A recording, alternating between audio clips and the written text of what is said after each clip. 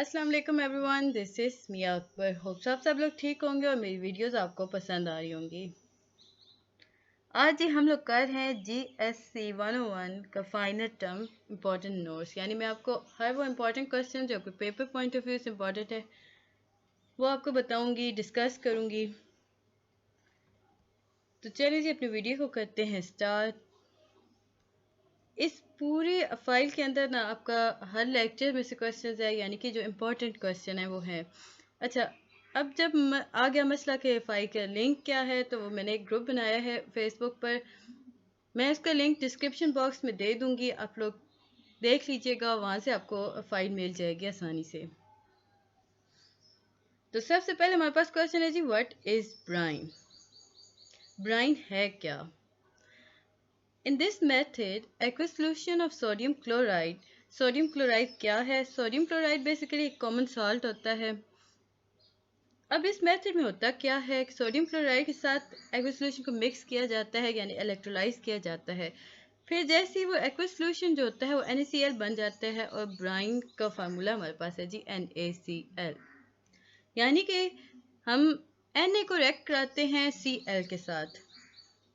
मुझे उम्मीद है कि आपको वो आता होगा रिएक्शन, केमिकल कैसे रिएक्ट करते हैं। अगर हम देखते हैं जी Na है हमारे पास, Na प्लस क्लोराइड हमारे पास था जी, सोडियम क्लोराइड होता है।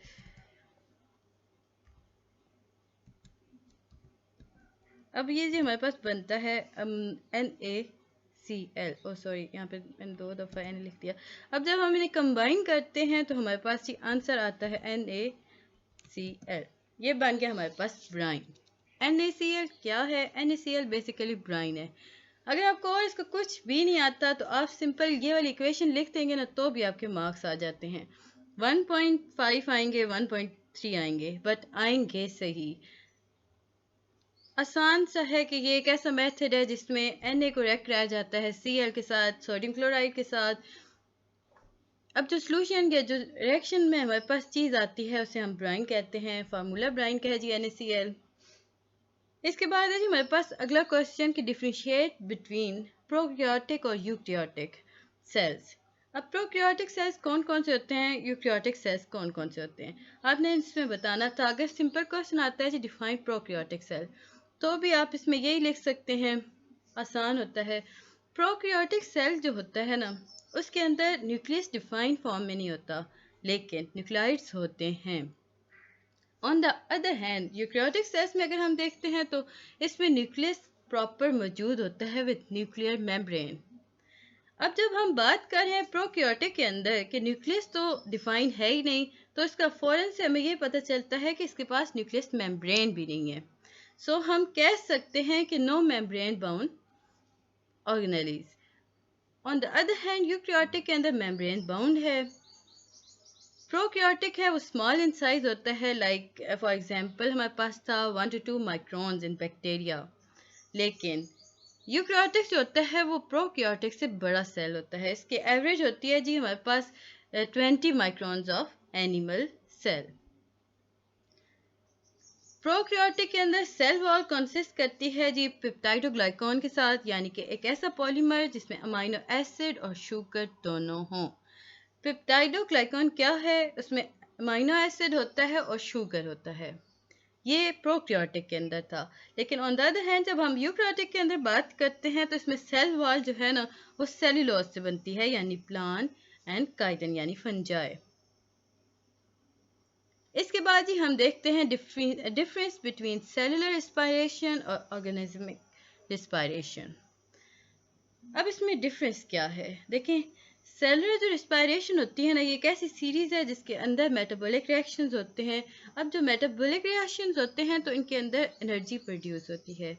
तो हम अगर प्रॉपर इसे वर्डिंग में लिखेंगे तो हम लिखेंगे cellular respiration is a series of event of metabolic reaction for production of energy. Organismic respiration जो होता है ये एक ऐसा प्रोसेस है जिसमें coordinate movement of body that result in inhalation and exhalation of air. बहुत सिंपल अगर मैं कह दूं तो आप जिस सांस लेते हैं ना, ये ऑर्गेनिज्मिक रिस्पायरेशन यानी ऑर्गेनिज्म के अंदर रिस्पायरेशन हो रही है। सेलुलर यानी प्लांट के अंदर जो रिएक्शंस हो रहे होते हैं, मेटाबॉलिक रिएक्शंस होते हैं, उनके थ्रू उन्हें एनर्जी मिल रही होती है, तो वो सेलुलर रिस्पायरेशन कहलाती है। अच्छा, ये आपका क्वेश्चन था डिफाइन इकोलॉजी या इकोलॉजी जो था, सॉरी इकोलॉजी है, इकोलॉजी नहीं था, वो मैं अब इकोनॉमिक्स का बना रही थी। तो define ecology and flow of energy and ecosystem, ये ऐसा क्वेश्चन है जो आपको काफ़ी रिपीट हुआ है, इसे प्रॉपर याद रखिएगा, बहुत आसान सा है। Ecology is the study of interaction among organism and their environment. ये किस चीज़ के बारे में है, ये देखें, इंटरेक्शन हो रहा है ना किसी ऑर्गेनिज्म का उसके एनवायरनमेंट के साथ, तो इसे हम इकोसिस्टम भी कहते हैं, इकोलॉजी भी कहते हैं। अब यहाँ पे हमें थोड़ा सा बताया गया था कि क्वेश्चन था ना कि हमारे पास है flow of energy in ecosystem, proper 5 marks का है, तो आपने पूरा लिखना है। फॉर एग्जांपल आप लिखेंगे, इसके बाद आप लिखेंगे सरफेस ऑफ अर्थ क्रस्ट हो गया, water bodies on earth surface. देखें, पानी के कतरे इंटरेक्ट कर रहे हैं ना इन्वायरमेंट के साथ, तो वो ये सारा, यार यूँ कह लें कि ज़मीन के साथ आके जब वो टकराते हैं तो इंटरेक्ट हो रहा है जी ऑर्गेनिज्म का विद इन्वायरमेंट। तो यूँ ये हमारे पास एग्जांपल आ जाती है। अगर आपके पास टाइम है तो आप इसे डिटेल में लिख सकते हैं, अदरवाइज आप इसे लिख लें शॉर्ट फॉर्म के अंदर, यानी कि आप सिंपल इसकी डेफिनेशन देखें। Ecology is the study of interaction among organism and their environment. एक एग्जांपल दे दें जी, for example surface of earth crust, atmosphere that surround earth, खत्म। इसके बाद आपके पास अगला क्वेश्चन का पार्ट था कि एनर्जी फ्लो एंड इकोलॉजी। तो मेन सोर्स क्या है इकोसिस्टम के अंदर एनर्जी का? देखिए, मेन सोर्स हमारे पास होता है सनलाइट, यानी कि जब तक हमारे पास सनलाइट नहीं है तो एनर्जी वैसे प्रोड्यूस नहीं होती। फोटोसिंथेसिस प्लांट के लिए ज़रूरी होता है, फोटोसिंथेसिस।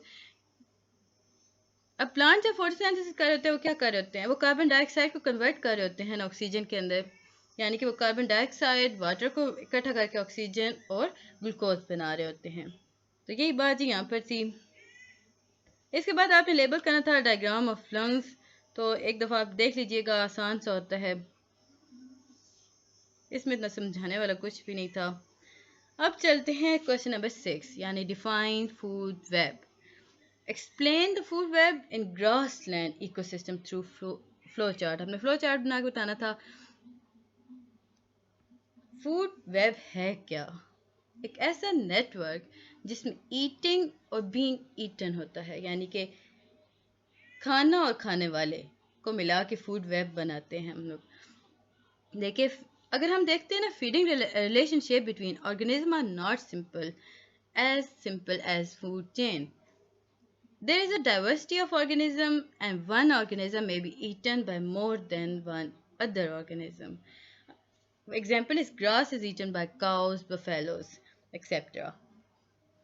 अब देखें जी, हमें यहाँ बताया गया कि एक ऐसा नेटवर्क जिसके अंदर खाना भी है और खाए जाने वाले लोग भी रहते हैं, मतलब खाए बीइंग ईटन भी हैं। तो वो हम जब इसे मिला के देखते हैं तो ये वेब बन गया, यानी ये फूड चेन बन गई। आगे चल के हमें बताते हैं कि ये इतना सिंपल नहीं है। देखें, अक्सर औकात ऐसा होता है कि कोई खाना एक ऐसा है जिसे मुख्तलिफ चीज़ें खा सकती हैं। फॉर एग्ज़ाम्पल, अगर हम ग्रास की एग्जांपल लेते हैं तो वो काउस भी खा सकती हैं, बफेलोस भी खा सकती हैं। तो ये एक चीज़ थी, एक से ज़्यादा चीज़ें खाने वाली मौजूद थी। इसके बाद ये आपसे क्वेश्चन का सेकंड पार्ट में था कि example of food web from land, यानी ग्रास लैंड इकोसिस्टम।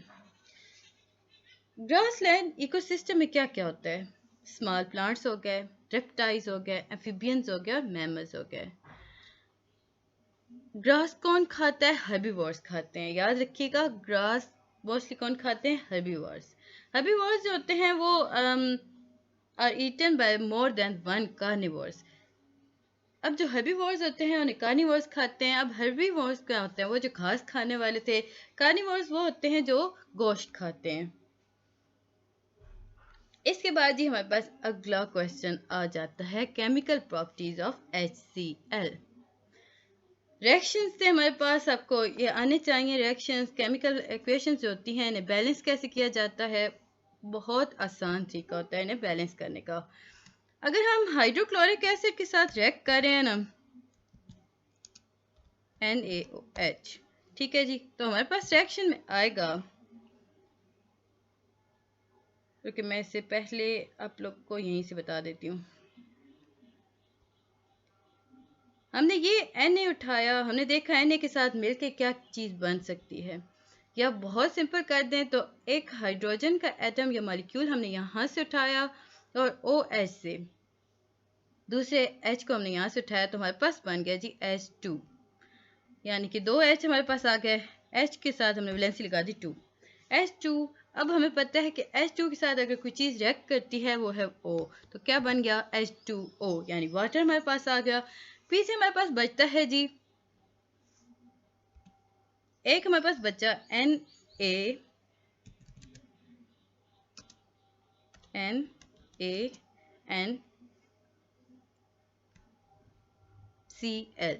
यानी कि Cl बच गया। अगर इसमें बहुत खोल के लिखूं तो ये ऐसे बनेगा। सबसे पहले ना हमारे पास ये फार्मूला इक्वेशन थी, हमें मिली थी कि HCl प्लस NaOH। NaOH से क्या क्या बनता है, आपने हाइड्रोजन के 2 मॉलिक्यूल उठाए, आपने इसके साथ लगा दिया वाटर, बन गया H2O हो गया हमारे पास।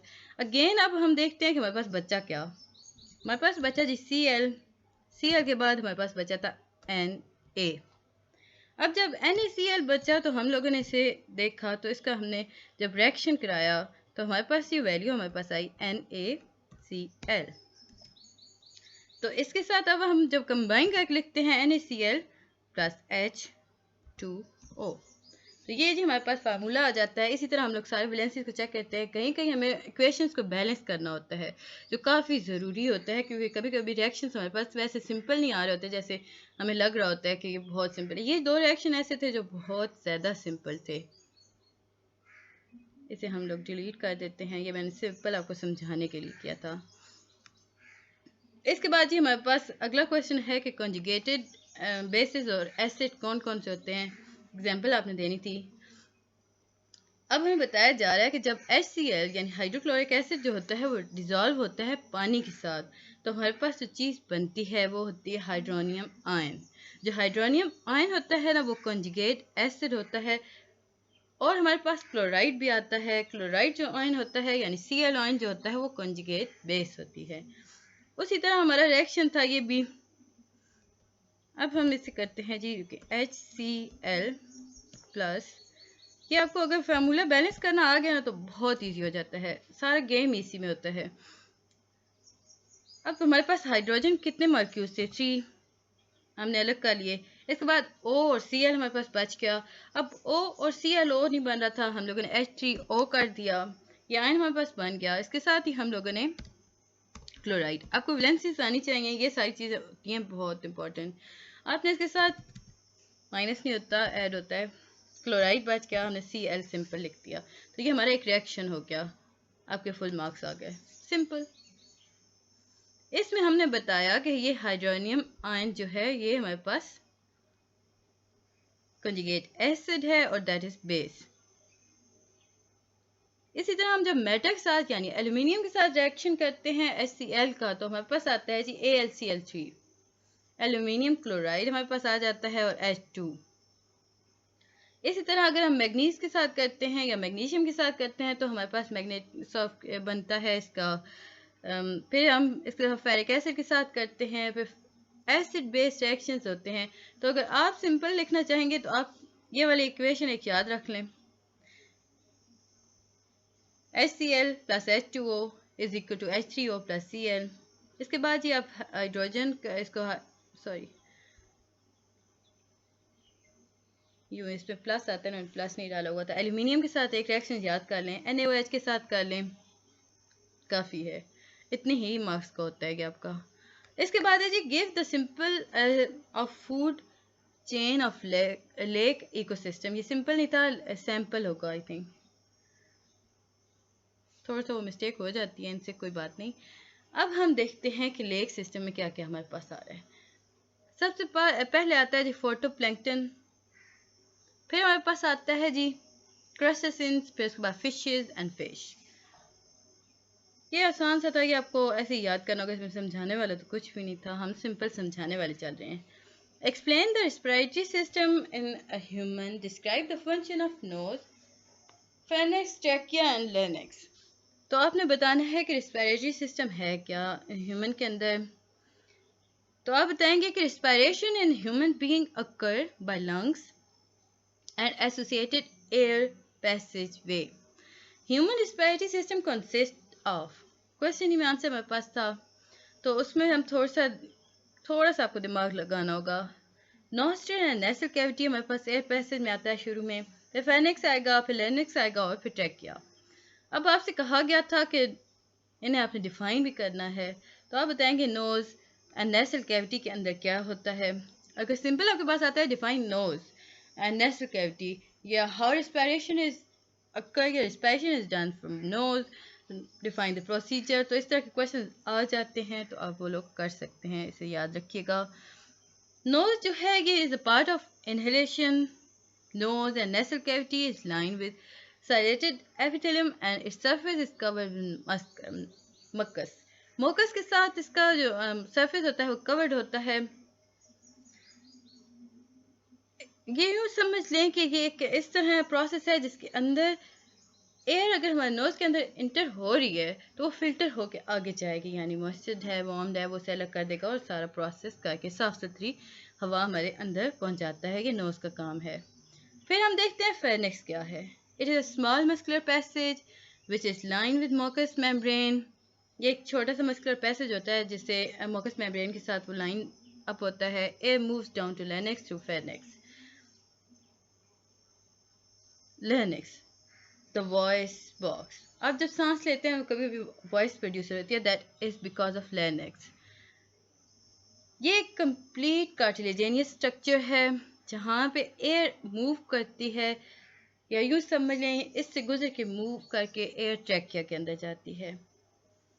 ये इसके अंदर जी हम लोग कह सकते हैं its opening is ciliated and covered with mucus.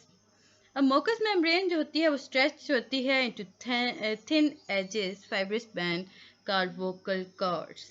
अब वोकल कॉर्ड्स जो होते हैं ना वो वॉइस प्रोडक्शन के लिए काम आते हैं। याद रखिएगा वोकल कॉर्ड्स जो होते हैं वो हेल्प करते हैं इन voice production. Trachea, trachea wind pipe एक ही चीज़ है। ये सी शेप होता है जी, एक ट्यूबुलर स्ट्रक्चर होता है जिसके अंदर एयर या पूरा जो वो एक प्रोसेस चल रहा होता है ना एयर का हमारे अंदर जब वो जा रही होती है एज अ सांस बन के या निकल रही होती है तो वही सारा काम ये करता है।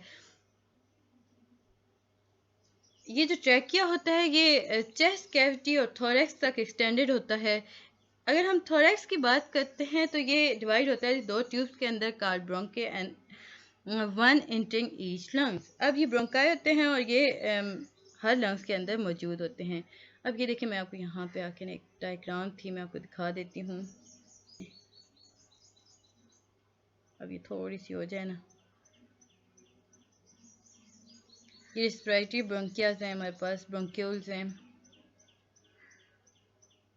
ये आ गए। ये हमारे पास थे, ये दोनों एक ही लंग्स के अंदर, मतलब एक लंग्स में जाता है दूसरे लंग्स में जा रहा होता है। ये ट्रैकिया के बाद आता है। यहाँ पे हमें ये दिखा दिया गया ये ट्रैकिया है, दैट इज लैरिंक्स। इसके ऊपर वो सारा हमारे पास जो हम लोगों ने पढ़ा।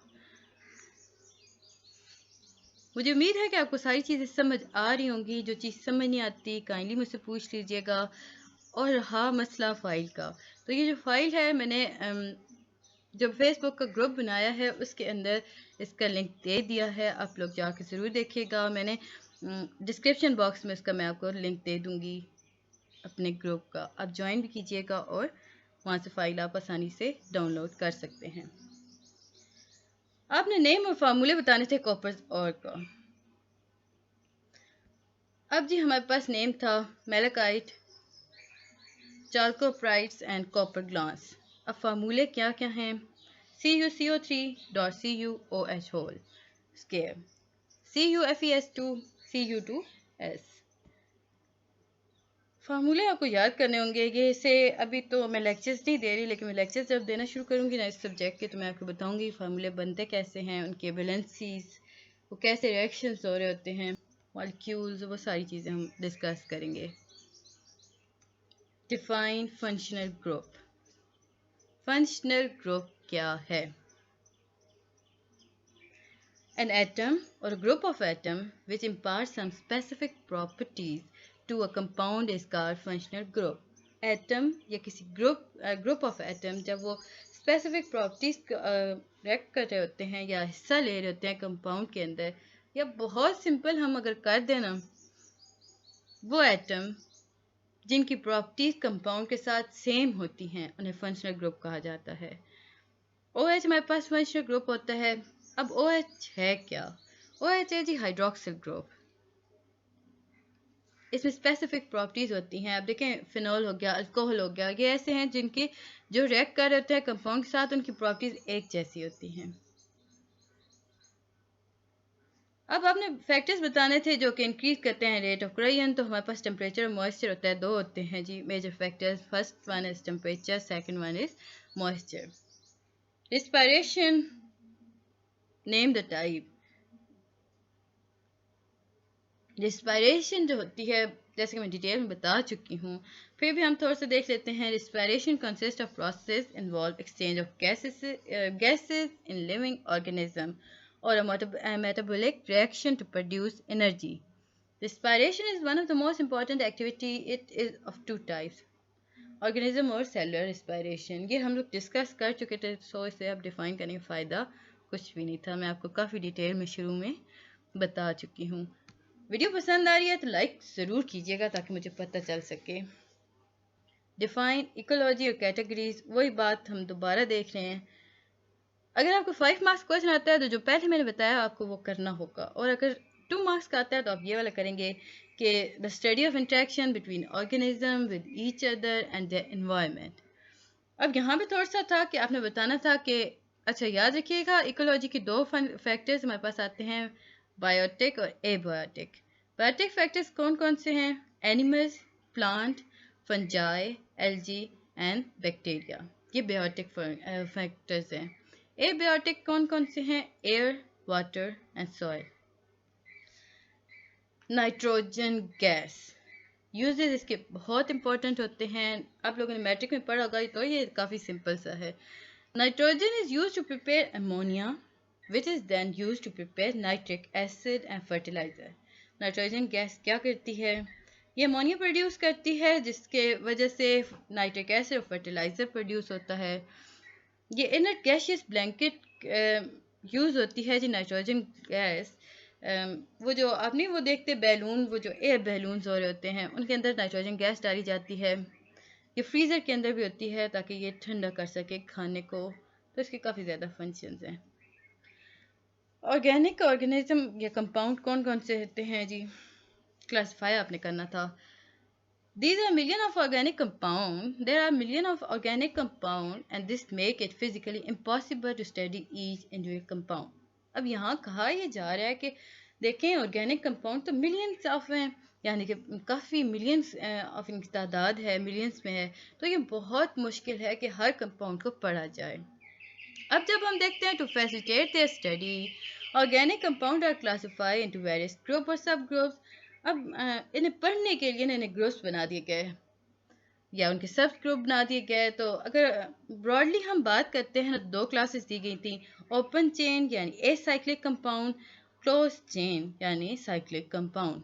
आप लोगों की इसकी डेफिनेशन भी करनी चाहिए, काफ़ी इंपॉर्टेंट होता है। एरोमेटिक कंपाउंड कौन कौन से होते हैं? एरोमेटिक कंपाउंड्स आर बेंजीन के जितने भी आपके रिएक्शंस होंगे ना, जितने भी उसके रिजेम्बलेंस होंगे जिसमें बेंजीन होगा, वो एरोमेटिक कंपाउंड्स होते हैं। ये बर्न विद ब्लैक सूट्स होते हैं। ये इनकी क्वालिटीज़ हमारे पास आती हैं जी, ये अनसैचुरेटेड कंपाउंड्स हैं, बट ये रेजिस्ट करते हैं जी addition reaction. They characteristic reaction electrophilic substitution reaction. इसके बाद ही हम लोग देखते हैं accessory gland in digestive system, oesophagus. Describe करना था आपने एसोफेगस। एसोफेगस जो है वो लॉन्ग ट्यूब है जो कि फेर्निक्स से स्टार्ट होती है और स्टोमक में इंटर हो जाती है। अब ये करती क्या है? ये खाना लेती है, फिर उसे काफ़ी तोड़ मरोड़ के ये सारा ले जाकर स्टोमक में ले जाती है। उस खाने को वो साफ़ सुथरा करती है। कभी कभी ऐसा भी होता है कि आपको वॉमिटिंग हो रही है। वो क्यों हो रही होती है? क्योंकि यहाँ पे हम देखते हैं कि एंटी पेरिस्टालसिस होता है जी। अब इसमें होता क्या है, खाना कभी कभी स्टोमच से वो वापस आ जाता है उस वेन में, जिसका रिजल्ट वॉमिटिंग में होता है। कंपोजिशन ऑफ ब्लड अगर हम देखते हैं, ये हमारे पास जी क्वेश्चन आ रहा है 49। हम बिल्कुल एंड पर आ चुके हैं। काइंडली मेरे चैनल को लाइक और सब्सक्राइब ज़रूर कीजिएगा। ब्लड, खून है क्या, कंपोजिशन उसकी क्या है। ह्यूमन जो ब्लड होता है वो प्लाज्मा और सेलुलर कंटेंट से मिलके बनता है। Plasma is a fluid which dissolve and undissolve material. Plasma एक फ्लूइड है जो उसमें डिसॉल्व और अनडिसॉल्व मटेरियल्स पाए जाते हैं। ये इसमें it consist mainly of water. ये पानी को, इसमें ज़्यादातर जी पानी पाया जाता है ज़्यादा तादाद में। इसमें ऑर्गेनिक और इनऑर्गेनिक मटेरियल डिसॉल्व हो सकते हैं। अब जब हम सेलुलर कंटेंट की बात करते हैं तो उसमें रेड ब्लड सेल्स आते हैं जिन्हें हम RBCs कहते हैं, और वाइट ब्लड सेल्स होते हैं, एंड थर्ड इज प्लेटलेट्स। बहुत आसान कर दूं तो आप कहेंगे कि जी plasma blood content plasma and cellular content. Plasma is fluid which dissolve and undissolved material. It contains water which have many inorganic and organic material dissolved in it. There are three types of cellular cells. तो हम लोग देखते हैं तीन type कौन सी हैं, red blood cell, white blood cells and platelets. Red blood cells को अर्थोसाइट्स कहा जाता है, वाइट ब्लड सेल्स को ल्यूकोसाइट्स कहा जाता है। फिर आगे चलकर हम बताते हैं कि प्लाज्मा जो होता है वो 55% ऑफ ब्लड को कंटेन करता है, कंसिस्ट करता है। Cell constitute 45% of blood. Average human body have about 5 litre of blood. Blood content could be separated based upon their densities and weight by various methods. हमारे पास दो मेथड हैं, like centrifugation and sedimentation. ये दो अलग methods हैं, आपको इनकी definition देखनी होगी बुक से। Describe cardiac cycle and discuss. 5 number का आपका ये क्वेश्चन होता है और काफ़ी मतलब लेंथी टाइप तौर से होता है। कार्डियक सेल जो होते हैं is a time period from when the blood enter the heart, the time when blood is pushed by the heart. Cardiac cycle basically ये वो टाइम है जब खून आपके दिल के अंदर इंटर हुआ और दिल ने उसे वापस पुश किया। हम इसे ये भी कह सकते हैं, ये एक ऐसा टाइम है जिसे for example it is a time period from atrial to ventricular diastole to ventricular systole. यानी कि आर्टियल से वेंट्रिकुलर जाना या वेंट्रिकुलर डायस्टोल से वेंट्रिकुलर सिस्टोल तक जाने के टाइम को हम कार्डियक साइकिल कहते हैं। इसमें फॉलोइंग स्टेप्स होते हैं जी, हमारे पास इसमें 4 स्टेप्स होते हैं, मेजर 4 ही होते हैं, हाँ 4 से हैं। पहले स्टेप में क्या होता है, देखें आर्टिया और वेंट्रिकल्स जो होते हैं वो रिलैक्स फॉर्म में होते हैं। ये वो टाइम है जहाँ आर्टिया जो होता है वो this is a time when both आर्टिया are filled with blood from body and lungs. अब ये वो टाइम है जब वो रिलैक्स बैठे हैं और इनमें खून भरा जा रहा है, यानी कि वो इंतज़ार कर रहे हैं कि अब हम फुल होंगे तो फिर हम आगे काम करेंगे। आराम से, बड़े आराम से हार्ट मसल्स भी रिलैक्स होके बैठे हैं। इस स्टेज को कहते हैं डायस्टोल। यहाँ मतलब समझ लें कि नवाब बने बैठे हैं जी ये सारी चीज़ें। अब जब भरा गया आर्टिया तो वो उसने कॉन्ट्रैक्ट किया, तो ब्लड कॉन्ट्रैक्ट करने की वजह से फुल हुआ ना, तो उसने खुद को कॉन्ट्रैक्ट करना शुरू किया, तो इस वजह से ब्लड जो था वो वेंट्रिकल्स में चला गया। अब जब ब्लड वेंट्रिकल्स में गया तो इस पूरे प्रोसेस को कहते हैं आर्टियल सिस्टोल। आर्टियल भरा गया खून से। अब जब वो भर चुका है तो उसने कॉन्ट्रैक्ट करना स्टार्ट किया। अब जो ब्लड था वो वेंट्रिकल्स में जा रहा है। इस पूरे प्रोसेस को यहाँ पे हम इस लाइन को या इस यूँ समझ लें, इस स्टॉप को हम कह रहे हैं आर्टियल सिस्टोल।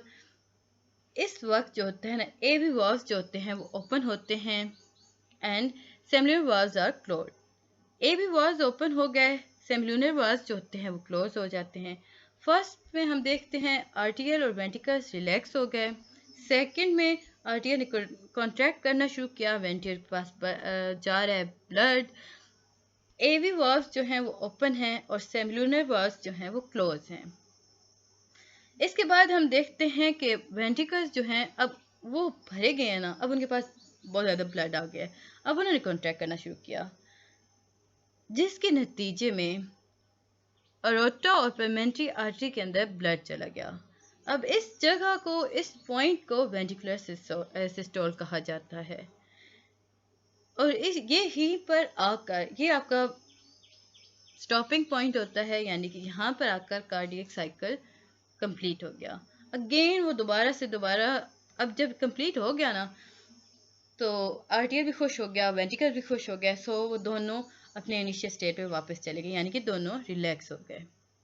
ये था जी आपका इसका पूरा था, और ये बहुत आसान होता है, बहुत मज़े का होता है, मतलब इंटरेस्टिंग लेक्चर्स हैं ये वाले। Describe the importance of invertebrate organism. Importance देखते हैं कि इन्वर्टिब्रेट्स ऑर्गेनिज्म क्या हैं। अगर हम इकोसिस्टम की बात करते हैं ना, तो ये फूड चेन के लिए काफ़ी इंपॉर्टेंट होते हैं। अगर ह्यूमन की बात करते हैं, तो जो स्पंजेस यूज़ होते हैं जी, is use widely in soundproofing, washing.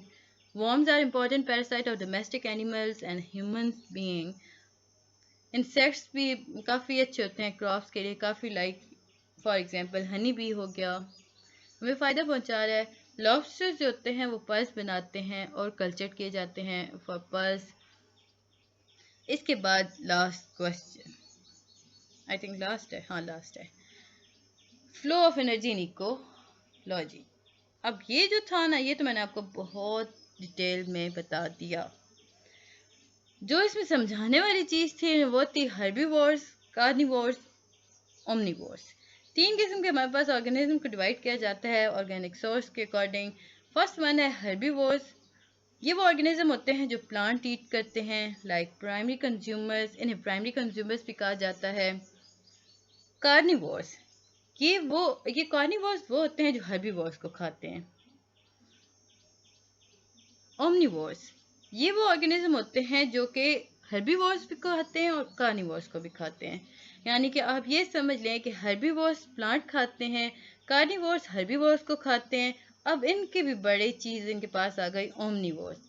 Omnivores herbivore भी खाता है और कार्निवोर्स भी खाता है। तो ये थी जी हमारी आज की वीडियो।